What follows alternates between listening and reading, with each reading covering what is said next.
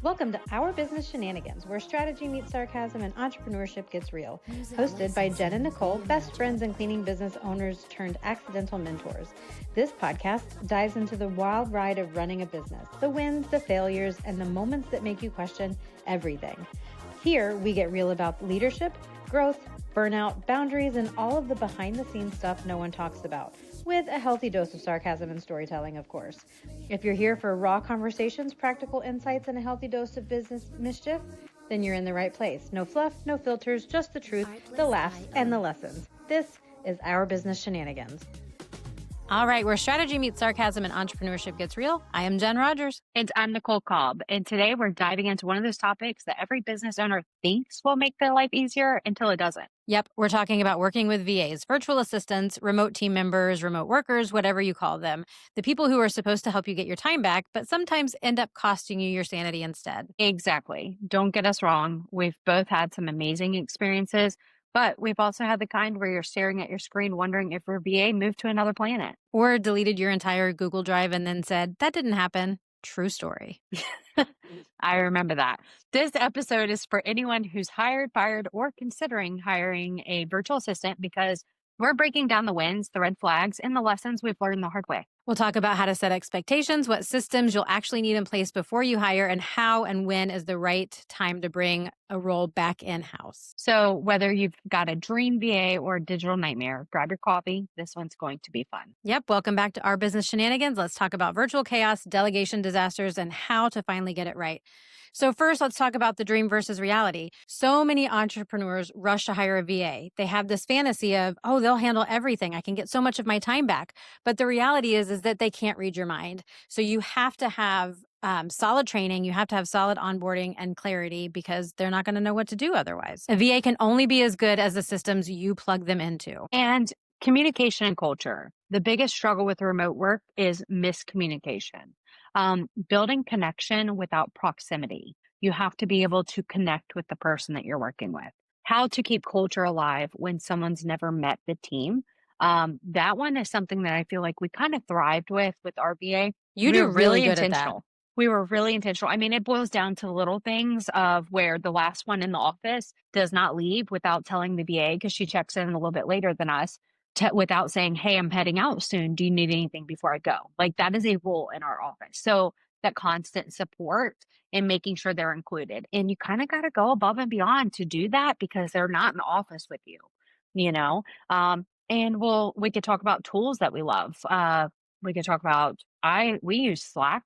Jen, you use Discord. We use ClickUp. Our CRM's pretty robust. We love some Google Sheets. You know, we have tons of tools for tracking and communicating. But we get to be ourselves, but we have to balance professionalism with personality.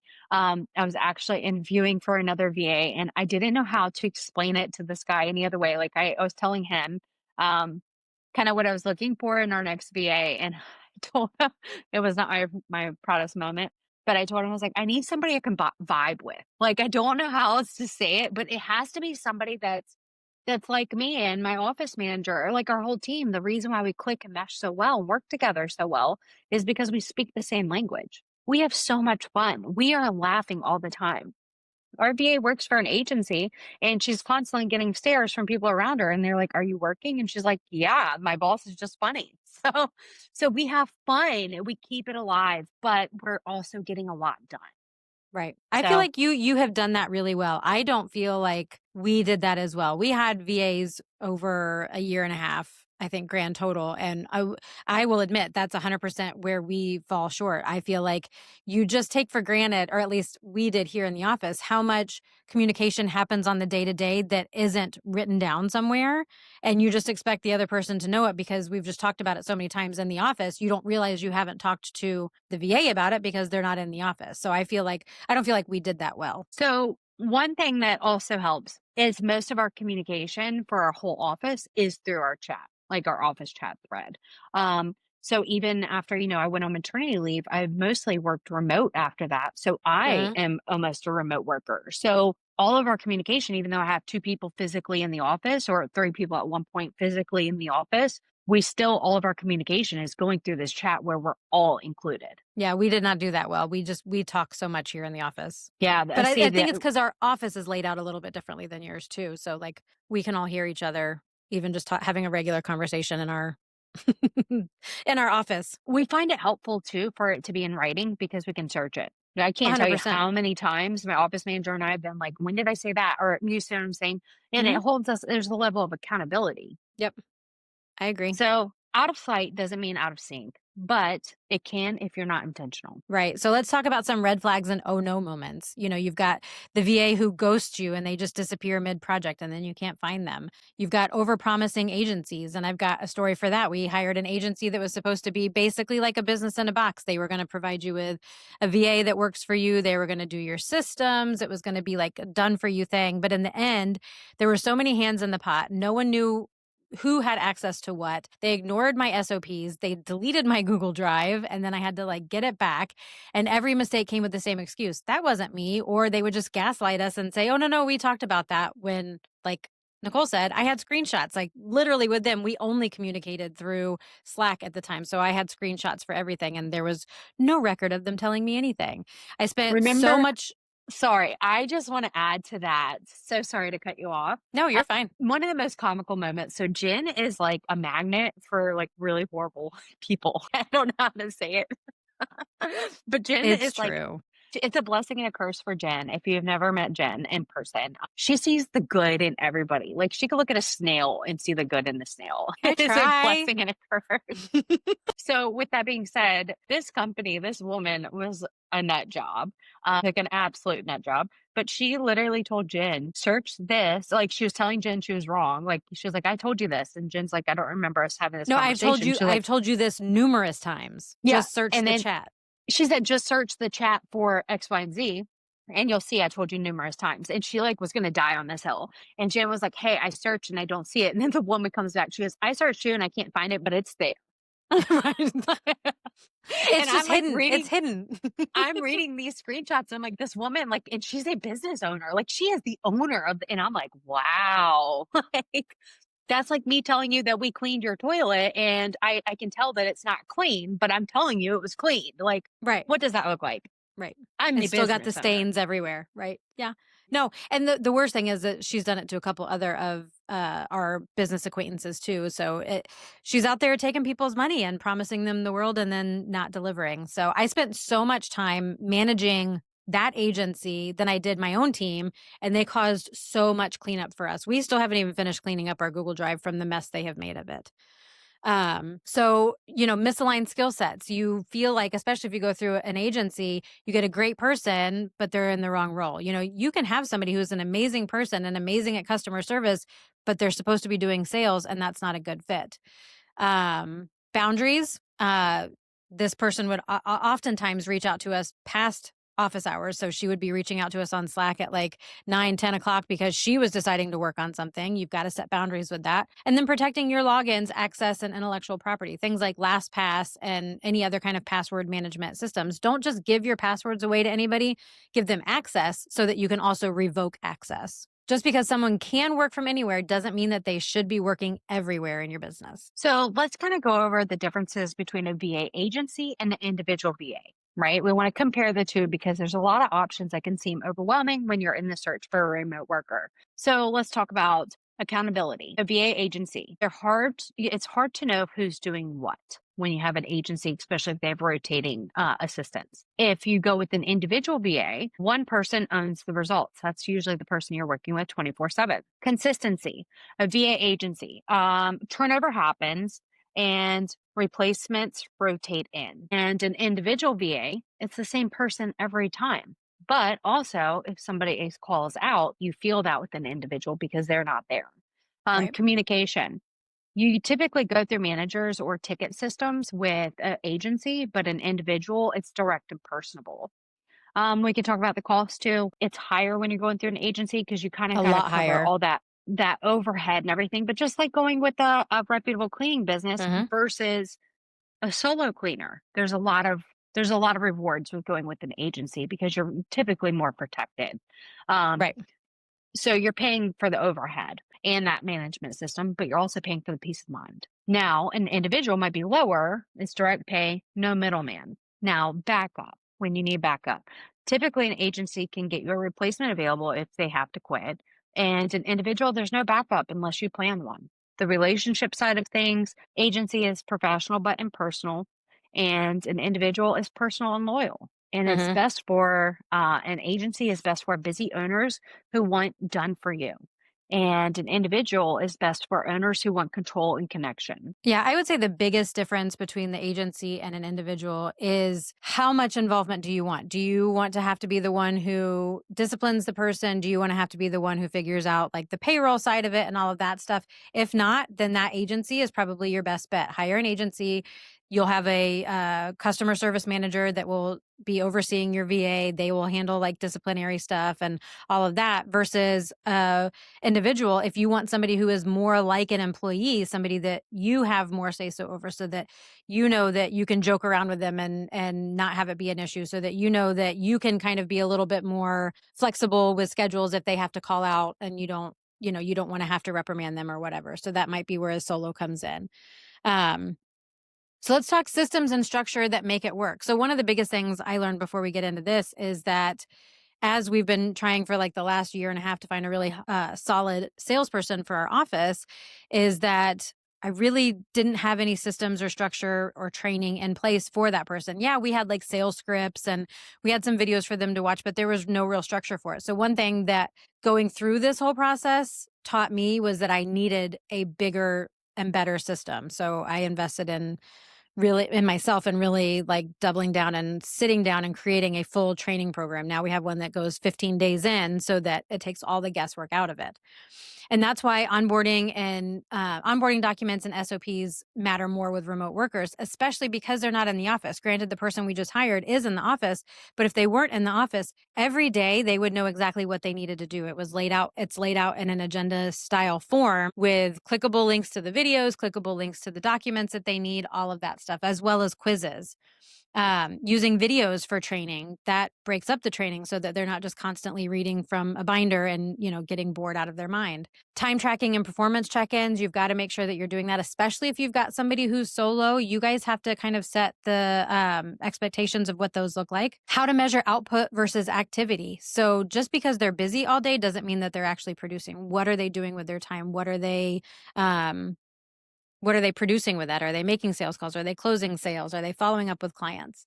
And then setting expectations early. What are your hours? What are your deadlines? What are your communication standards? If you're only going to communicate through Slack, then only communicate through Slack. You can't go, all right, we're going to communicate in Slack. And then you set up a WhatsApp and then you start contacting them through WhatsApp, or you're contacting them through your phone software. Everybody needs to be on the same page as to what your communication looks like. And let's go ahead and make a how to set up a VA checklist for success. And check clear job description and measurable outcomes. Check written SOPs and Loom videos. Check clear training and quizzes. Check defined work hours and communication boundaries. Check weekly check-ins, accountability meetings. Check access only to what they need. And check start small, one task, one system at a time. I think that you've kind of covered most of that, Jen. Is there anything else you feel like we need to add? I think that last one is a really big part of it. One of the things that I learned is that I think when people take the role of salesperson or admin at a cleaning company, they think that it's going to be easy. Oh, how hard could it be? It's just a cleaning company. We just clean houses, right? There's not a lot that goes into it. I don't think that people realize all of the nuance and the details that go into it. So taking it small bites, one little bit at a time, and breaking it down into small pieces makes it so much more digestible, whether it's a small video and then a quiz and then a discussion. And then there's a section of a sales binder maybe where you go over your services and then another quiz and a discussion, so that you guys are constantly on the same page. You can constantly see what is being retained, what's not being retained, where you need to go back and tweak some things or something like that, but making sure that you break it down into bite-sized pieces as opposed to just throwing everything at once and saying, figure it out. It's funny that you say that because I'll be a little vulnerable and transparent with our listeners. Jen and I kind of we bumped heads last week or like 2 weeks ago over her. She made this amazing training. I'm not going to highlight it too much because Jen's head's already 3 times bigger from it. But I'm it's so amazing. proud of this. But Michelle and I worked very hard on it. Where I stroked out is I am really passionate about the things that I know. I don't know a lot, but the things that I know, I'm very passionate about it. And she is going back to pen and paper. Like she's not involving the technology side with her new hire. And I'm like, well, what do you mean? Like, I'm like, why are you going backwards? Like, don't do that. And my thought process is you need to see that they can actually work. Like if you can't, I had a sales girl that could not spell door. Like my first ever sales hire, she spelled door, Dore. She couldn't even spell Nicole. Like I didn't realize that spelling. And it's like, okay, I would not have known that if we weren't on the computer on day one, right? So there's a lot so Jen and I, we kind of bumped heads on that one. She is adamant that she wants her girl to do it like the 90s and on paper. And I'm like, no. Also, But like to clarify, it is for 1 week only while she gets used to the process and everything like that. Taking it back to paper because it's easier for us to check a lead sheet to make sure that she got all of the information than to have to go back through our CRM, make sure the job notes are in there. We've got an NED that we can look at on paper. We've got the lead sheet that we can look at on paper so that when we're doing it and we're double checking throughout the day, we're not having to go scroll through Made Central and find it. It's literally right here. We can just go through the 4 leads that you talked to today. They're all right here. There's no search. There's no time wasted. So no, we didn't add in technology because also the other no, side of that loom, is loom your whole day, and I will watch the loom before I will look through your papers. Okay, I will Zoom me, share your screen. I don't know. There's other alternatives. Like I'm no. Mm-mm. well, the So other Jen and side I of are it for different. me is I don't want to invest a half a day or more of training in a CRM if the person cannot sell. We've had a year and a half, almost, no, actually 2 years now of not having good salespeople. I need to know that this person is going to rock it with sales. The technology we can teach. I don't care if the technology comes slow. Even if she has to do pen and paper for a little bit, I am more comfortable teaching technology than I am teaching sales because sales is a learned skill and not everybody's good at it. Not everybody can handle the rejection. Not everybody can handle the nuance of it and shifting and pivoting in a call and things like that. So for me, it was more important to know that this person could actually do sales versus do our technology. So for our listeners, if you hear this, we're gonna let Jen trial and error this taking it back to the 90s training modules that she has. And we'll let her do a whole class on how to train and And well, make and it if that it is my works. thing. That's my thing too. If it doesn't work, I'm not tied to it. Like we are learning and we're learning with her and she knows we are learning with her and she's been very gracious and everything. And so we'll see how it goes. If I find that I hate it and I have to tweak it, then I'll tweak it. But at least going back to those processes, at least I have it broken down step by step in little bites. So if I have to shift something, we would just instead of, yesterday her getting on the phones and doing some calls, have her do more Made Central yesterday and get into Made Central and looking at what that looks like. Last week was all about learning about the business and our services and everything like that.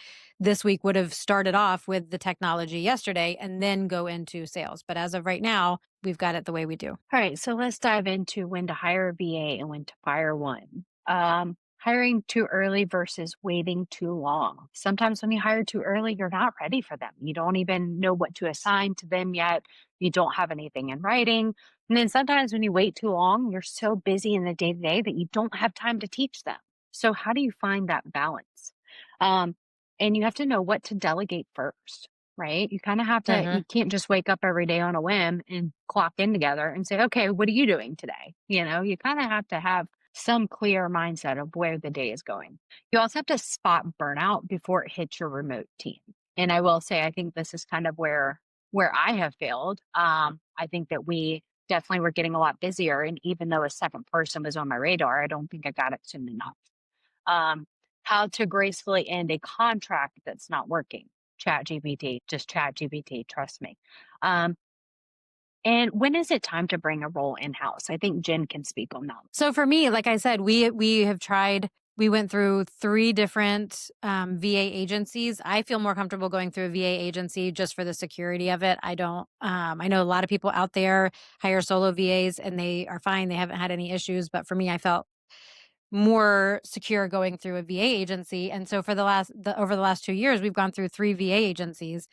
And like I said earlier, I realized that part of it is a me problem that I don't know how to The culture we have here in the office, I love. The culture we have with our team, I love. I couldn't figure out how to foster that culture with a remote worker. That's 100% on me. I would rather have somebody here in the office that we can talk to in person, that we can go, and if there is an issue, we can sit down right away and do it. We don't have to get on a Zoom. We don't have to do any of that stuff. So for me, it was when the time, energy, and effort that was spent trying to find somebody to fit the role over the last 2 years far exceeded if I had just paid somebody to sit here in the office and do it in the office and hired in-house originally. Now, I feel like a remote worker would be phenomenal for just like kind of an admin role when you're maybe having just some client care calls and some tech triage issues and stuff like that. Like, I think that would be a better fit. But for me, we were really working on hiring that sales role, and I just don't think that I could make it work for what we needed. A VA should lighten your load, not add another boulder to it. And that was my issue. I felt like it was just adding a boulder. So let's talk about a little bit of a lightning round. Is it me or the VA? So is it a VA problem or a leadership problem? For example, if a VA misses a deadline because instructions weren't clear, that's a leadership problem. If the VA ghosts you after training, that's a VA problem. If a VA goes missing several times throughout the day and you can't get a hold of them, that's a VA problem. You didn't record the training, definitely a leadership problem. A VA edits a document without permission, it's a VA problem. And here's the truth. Most VAs are trying their best, and most business owners are just trying to keep their heads above water. It only works when both sides communicate, respect each other's time, and stay curious enough to improve. Correct. So real stories from the Shenanigan files. So we're kind of going to both have a little bit of talk here, but my first story is, like I was saying earlier, when I had the VA delete my entire Google Drive and double down that it didn't happen, even though we had proof of her people knowing that it happened. I was in a contract with this VA company for 3 months. And at the end of that 3 months, I walked away with nothing. And that was a really hard lesson to learn. Not only did they delete my Google Drive and I had to go back and like reclaim ownership to it, like somehow they took over ownership of all of it. I'm guessing somewhere amongst all of the setup and everything that we did, I gave them access to my Google account, my Google email account, which is the admin for our whole Google Drive. And I think at that point, that was how they got access to our Google Drive and changed the ownership. Like they literally changed the ownership over, they deleted it. And then when I got it back, I had ownership of nothing. So like I had to fight to get the ownership back of my Google Drive. So a lesson there is if you don't have backups and user permissions set up, one wrong click can wipe out your entire business.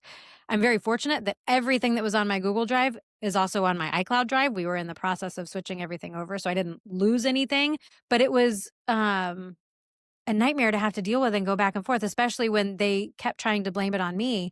And I could go back through the log and I can see where I was not the one that did it. Like there's an audit history in Google where you can see who has done what as well.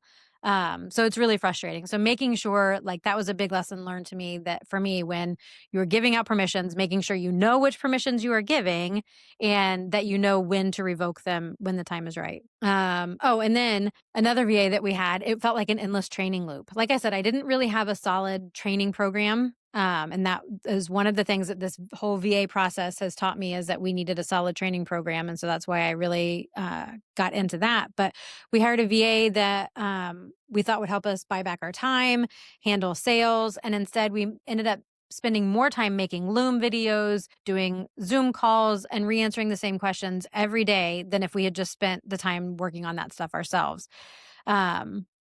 The moment that we realized that they had rewatched the same videos and still were asking what a shared drive was, still were asking, questions that had been answered a million times over, we knew that we had hired the wrong person. So you can't delegate chaos. If your systems aren't solid or your hire isn't capable, you're just paying someone to watch you work, basically. And why am I going to pay somebody to watch me work if I just have to either go back and fix everything, or I'm just doing it because I know that I can get it done quicker than them? I think the best thing that I could share is I think we were really intentional. We nailed it on our first try with a VA. You've had a really good one.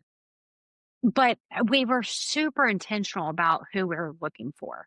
And I didn't even realize it until I was looking at all the resumes in front of me and I was hiring for sales. And I had one girl that she probably would have did great, like admin wise, like behind the scenes, probably like SOPs, whatever, right? but she was super sweet. When I interviewed her, super sweet. Like I would have put her in the running, not knowing what I know today. The Right. VA that I chose her because she told me in the interview that she is the life of the party. And her resume had like radio hosting experience, you name it. And I was like, I saw that and I was like, and she had some like, you know, software stuff too. Mhm. So she had worked on computers. But I looked at this and knew right away. I said, she's outgoing. She can take charge of the conversation. She had the personality for the role we were hiring for. Now, look, knowing what I know, this was a year and a half ago. The other girl probably would not be with us today. Super sweet. She's Mhm. probably a great candidate for somebody else for whatever role she's working now, but she was not sales to me. Now that I know what I know and know what has worked for us, I need somebody that is like our BA said, the life of the party. That's what I need, especially when you're dealing with the challenges of working remote and not being physically in the office. You don't know the area of the people calling and things Right. like that. So you have that working against you. So you have to overcompensate on the personality aspect when you're doing sales. Yeah. Yeah, for sure. No, you definitely picked a good one. And those are traits that I wouldn't have even thought about looking at. When you're hiring a VA, you're thinking about the tasks that need to be done and not necessarily the personality of the person that you're hiring. And I think that's a big part of it too.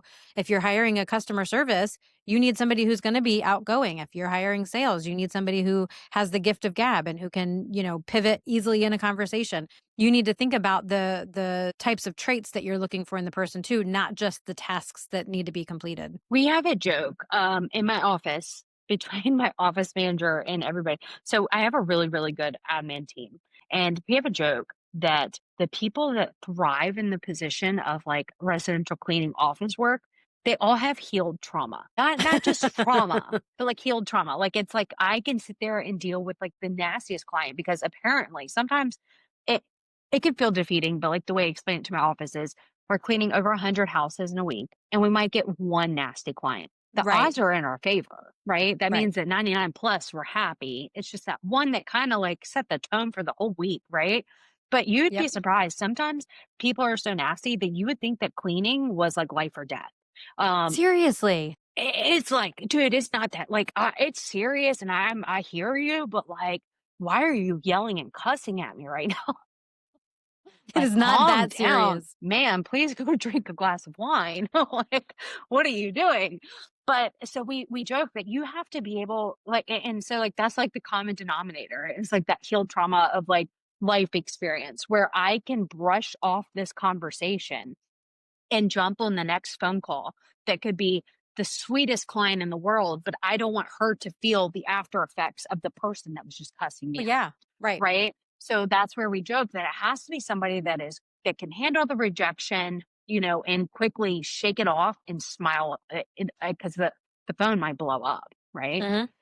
So that's kind of our little inside joke. So if you're hiring, look for that healed trauma, not just trauma. It has to be healed because you No don't current want the trauma. trauma. Yeah. You don't want that spilling over into your job. But, No.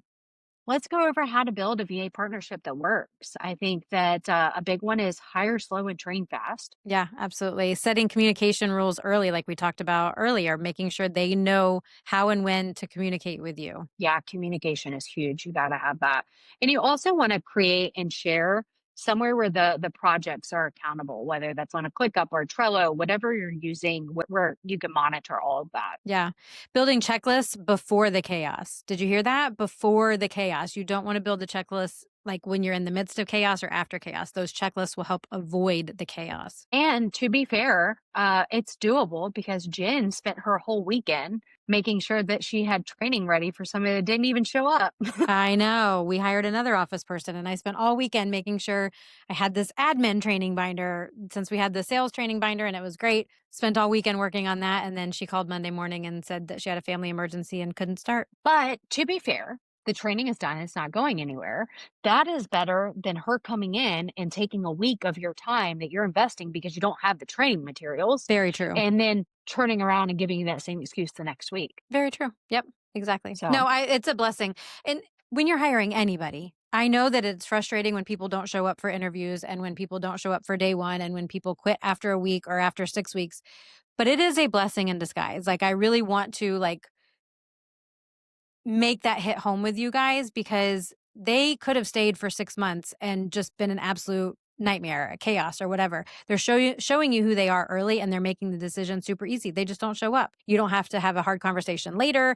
You don't have to, deal with complaints or no show or like absences and things like that. Like, even though it's frustrating in the time being, if they don't show up, I promise you it's a blessing in disguise. And also make sure that you're auditing what's working. Correct. Delegation isn't dumping, it's directing. All right. So anything else we want to talk about? We went through this one quick. I would love for our listeners I want you to drop in the comments wherever you're listening to this, your VA stories, your success stories, your fails. We want to hear it all. Maybe I think that deserves a part 2 where we can maybe share some of our listeners' VA stories, maybe get some people on the podcast with us. We're looking for guest speakers. So, tons of opportunities to connect with our listeners and get your voice out there too. Well, and I would love to hear, if you're going to do that and you're sharing your stories, share tips and tricks that work for you. Like, what has worked for you to be successful with a VA company or VA individual, because we know that there are companies out there that do it all the time. Like, we have friends who have companies that's all they use are remote workers, and it works beautifully. And so we know it can be done. We'd love to hear your tips. All right. So at the end of the day, your VA should be an extension of your systems, not your stress. And if you get it right, it's game changing. If you get it wrong, well, it's good podcast content. That is the truth. All right. Well, thank you guys for joining us on Our Business Shenanigans. Until next time, do you want to say Keep it? it strategic, sarcastic, and strong. Perfect. Bye, y'all. Bye.